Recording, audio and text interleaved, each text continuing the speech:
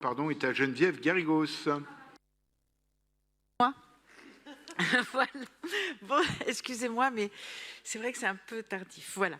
Mais monsieur le maire, mes chers collègues, à voile et ou à vapeur, l'important c'est d'avancer. L'une des pancartes récupérées à la Journée internationale de la bisexualité qui orne désormais les murs de mon bureau pourrait servir de slogan à l'ensemble de cette délibération, tant les types de discrimination, les publics et les méthodes d'action sont diversifiés. C'est une délibération arc-en-ciel contre l'ensemble des haines anti-LGBTQIA+, voire même au-delà. Et puisque je vous ai parlé de la Journée internationale de la bisexualité, je souhaiterais en particulier saluer l'action de l'inépuisable Bicause, association bi et pan, qui est toujours au rendez-vous de l'ensemble des événements LGBTQIA+, et organise cette journée tous les 23 septembre. Loin d'être une demi-discrimination pour des personnes pouvant passer pour hétérosexuelles dans une partie de leur relation amoureuse, la biphobie ou panphobie est une discrimination double sous l'effet de représentations stéréotypées faisant de cette orientation sexuelle une absence de maturité ou de choix. J'entends beaucoup de conversations, mais il faudrait peut-être bien d'écouter. De cette orientation sexuelle, une absence de maturité ou de choix. Et malheureusement, cela se traduit aussi par des refus de droits, notamment pour les demandeurs d'asile refoulés parce qu'ils pourraient censément cacher une partie de leurs amours. Alors oui, il y a de l'information, de l'accompagnement, de la revendication à faire.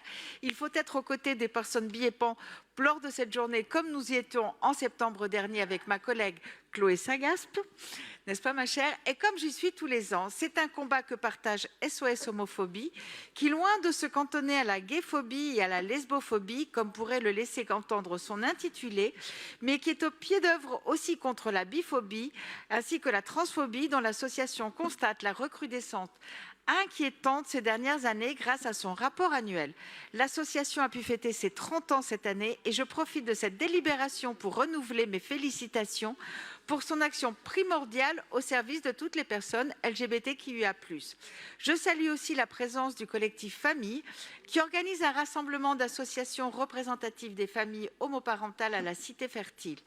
Loin d'être on ne sait trop quelle propagande LGBTI, comme j'ai entendu naguère à droite de cet hémicycle s'agissant d'actions de familles homoparentales en direction des publics scolaires, le forum permet de trouver de l'entraide et du soutien à ces familles si longtemps et encore si souvent méconnues par le droit et l'accompagnement social, celles formées par les personnes LGBTQIA+ elles-mêmes. La ville de Paris doit être à leur côté et je me réjouis qu'elle y soit. Plusieurs associations liées aux archives sont aussi incluses dans cette délibération. Le collectif Archives LGBTQIA+, dont nous avons pourtant appris ce matin par la bouche de M. Véron que nous ne les surtendrons pas aussi peu, mais aussi la RCL, l'Association d'archives de recherche et de culture lesbienne, créée en 1983, qui a su développer un fonds impressionnant de livres, vidéos, articles de presse, photos et messages électroniques. Bref, cette délibération vise de nombreuses associations pour des actions précieuses et utiles pour faire reculer les stéréotypes, les haines et les discriminations. Dans une société qui n'a jamais été si ouverte ou si LGBTQIA+, selon par exemple l'enquête CSF publiée par l'INSERM il y a quelques jours, nous constatons néanmoins aussi une augmentation des expressions d'intolérance et des actes rapportés au service de sécurité intérieure. Alors oui, nous avons toujours besoin de cela, plus que jamais, et je me réjouis que nous soyons avec ces associations. Je vous remercie. Merci beaucoup Geneviève Garrigos.